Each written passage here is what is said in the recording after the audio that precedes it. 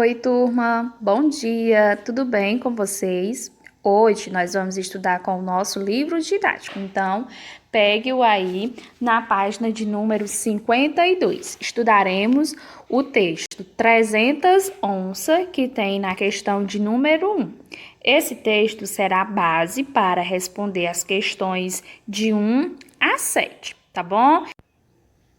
Na aula anterior, semana passada, nós estudamos o fenômeno da variação linguística e vimos que há diferentes modos de falar uma mesma língua.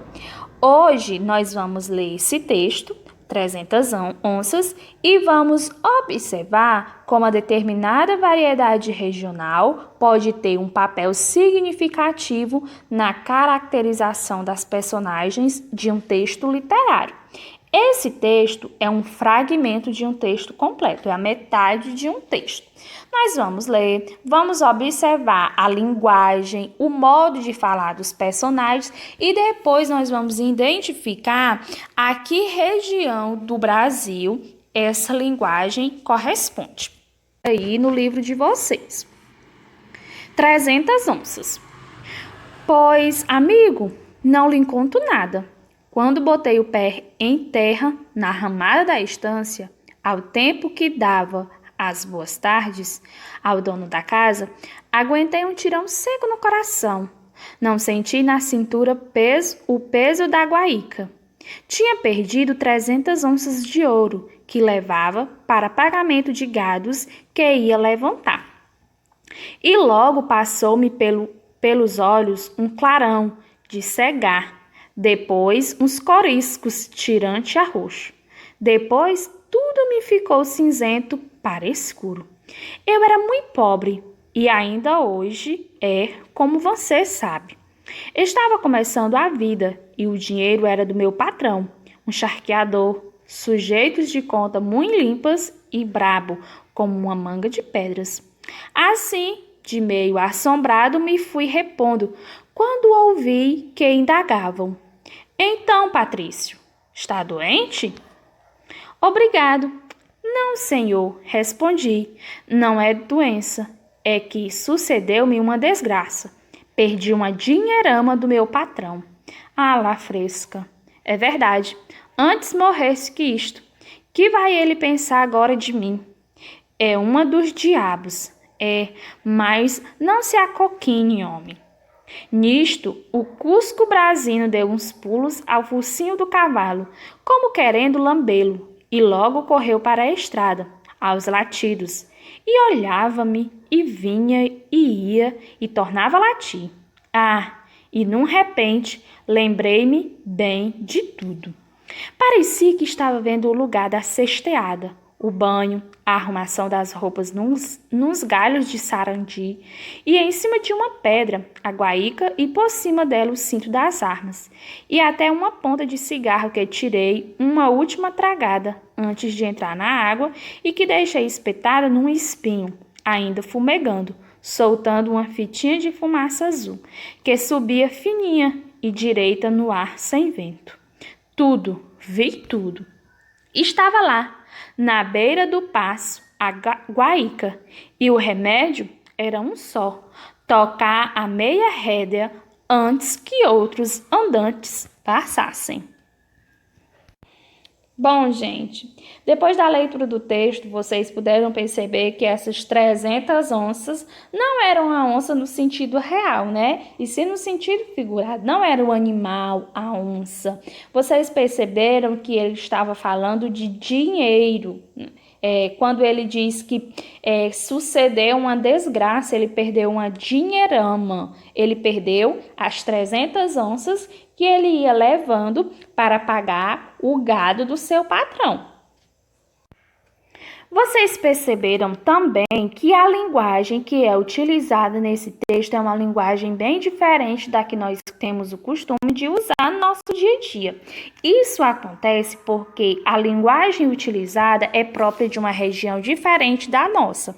Essa linguagem ela é utilizada no estado do Rio Grande do Sul, a região onde é associada à atividade pecuária. Por isso que nós vemos muitas palavras relacionadas a dessa região, ó. Estância, Guaíca, muito pobre, né? Muito pobre, nós costumamos falar.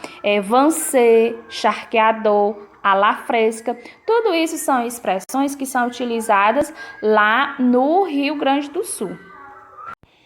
Bom, gente, depois da leitura do texto, vocês puderam perceber que essas 300 onças não eram a onça no sentido real, né? E sim no sentido figurado, não era o animal, a onça. Vocês perceberam que ele estava falando de dinheiro.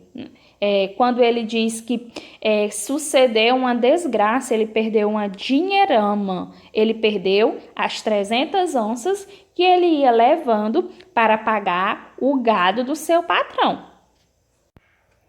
Vocês perceberam também que a linguagem que é utilizada nesse texto é uma linguagem bem diferente da que nós temos o costume de usar no nosso dia a dia. Isso acontece porque a linguagem utilizada é própria de uma região diferente da nossa. Essa linguagem ela é utilizada no estado do Rio Grande do Sul, a região onde é associada à atividade pecuária. Por isso que nós vemos muitas palavras relacionadas a essa região, ó. Estância, Guaíca, muito pobre, né? Muito pobre, nós costumamos falar. Vancê, charqueador, à la fresca. Tudo isso são expressões que são utilizadas lá no Rio Grande do Sul. Como eu disse para vocês, vocês vão fazer as questões de 1 a 7, tá bom? Não vai precisar vocês copiar. Vocês façam apenas a resposta, mas façam o cabeçalho, coloquem a página da atividade, tá? A questão 1, no item A, pergunta: a que se refere a palavra onças no título? Se for necessário, pesquise o significado dela em um dicionário, né? Como eu expliquei para vocês, não é o animal. Esse 300 onças está se relacionando a uma outra expressão. O item B pergunta: de que outra forma esse título poderia ser compreendido? Se eu não tivesse lido esse texto, se vocês não tivessem lido o texto, observando apenas o título, vocês iriam supor que essas 300 onças seria o quê? O animal, né? Eu também supus isso, mas acabei errando. Já a questão 2 diz: no trecho lido, há muitas palavras e expressões características de certa região do Brasil. No caderno, liste as palavras e expressões que você não entendeu e suponha um possível significado para elas com base no contexto do texto. Vocês vão lá, por exemplo, a palavra charqueador. Vocês sabem o que significa esse charqueador? Eu não sei, não. Pois vocês vão ter que inferir o significado dessa expressão apenas pelo texto. Vocês não vão fazer uma pesquisa, vocês vão inferir pelo texto. O item B é com base no item A. No item A, vocês vão listar as palavras que vocês desconhecem e vão tentar entender o significado pelo contexto. Se vocês não entenderem o significado dessas palavras pelo contexto, vocês vão pesquisar e colocar o significado lá no item B, ó. Se não conseguiu compreender o significado dessas palavras, né, que é as palavras do item A, com base no contexto, vocês devem consultar um dicionário ou outra fonte. A questão 3 diz o seguinte: o conto está em primeira pessoa, né? O que é em primeira pessoa? Quem narrou ele foi um narrador personagem. A história aconteceu com o narrador e o narrador está contando. Quem narra é o protagonista. Quem é o protagonista? É o personagem principal. O item A quem o protagonista está contando a história? A quem é que esse moço do texto está contando a história dele? Vocês conseguem supor quem será? Item B. Indique uma característica do protagonista. No texto em que nós estudamos, tem uma característica desse protagonista. E aí pede para vocês justificar sua resposta com um trecho do texto. Uma das características dele era o quê? Ele era rico, ele era pobre, bonito, feio, pelo texto. No item C, qual deve ser a profissão do protagonista? Pelo que ele está dizendo aqui, que ele ia levando um dinheiro para comprar um gado, qual deve ser a profissão dele? Item D. Em que região do país você supõe que ele viva? Né? Aquela região que eu falei para vocês lá no comecinho da explicação. Que pistas e elementos do texto possibilitam chegar a essa conclusão? Como foi que vocês conseguiram chegar à conclusão que ele mora nessa região? Através das expressões, né? Então, vocês vão dizer a região e vão dizer as expressões que vocês conseguiram identificar para chegar a essa conclusão. A questão 4 tem 2 itens, né? A e B. Não precisa vocês fazerem o item B, apenas o item A, tá bom? Releia o trecho a seguir. Pede para vocês lerem esse trecho, eu não vou ler. E depois o item A diz: o trecho procura representar a maneira como a personagem fala. Que recursos são utilizados para isso? Aí agora nós vamos marcar quais são os recursos utilizados para representar a maneira como o protagonista fala. Aí tem um emprego de um registro informal. O que é um registro informal? A linguagem informal é aquela que nós usamos no nosso dia a dia com as pessoas do nosso cotidiano. É o modo de falar que nós usamos no nosso dia a dia. É a fala incorreta. Segundo, é pontuação que reforça a expressividade. Esse trechozinho aí tem muitas pontuações. As pontuações, elas servem para isso, para expressar o que o personagem está sentindo no momento da fala. Terceiro, a ausência de pontuação, nesse trecho não tem nenhuma pontuação. Emprego de registro formal. O que é o registro formal? A linguagem formal é a linguagem correta, é a linguagem que nós utilizamos com as pessoas que nós desconhecemos, com o presidente, com o prefeito, para a gente indicar uma formalidade. Vocabulário erudito. O que é esse vocabulário erudito? É que vem da expressão cultural. Vocabulário característico da região de origem do conto. Tem isso no texto? Então, vocês vão marcar aí, vão escrever no item A quais são as respostas corretas. Tem mais de uma, tá bom? Questão 5. A expressão tirão seco no coração não significa que a personagem levou um tiro de fato, mas que teve um sobressalto, uma sensação de dor no peito provocada por um problema inesperado. O que aconteceu com o protagonista que o deixou preocupado? Qual foi o problema da narrativa? Vocês vão colocar aí. Questão 6. Agora releia outro trecho do texto. Aí vocês vão reler aí, não precisa copiar, né? Vocês vão responder os itens de A a D, ao item A. Nesse trecho, o narrador descreve as ações de Cusco Brasino. Essa expressão refere-se a que animal? Vocês conseguem identificar quem é esse Cusco Brasino? Vamos lá a leitura, né, para a gente identificar junto.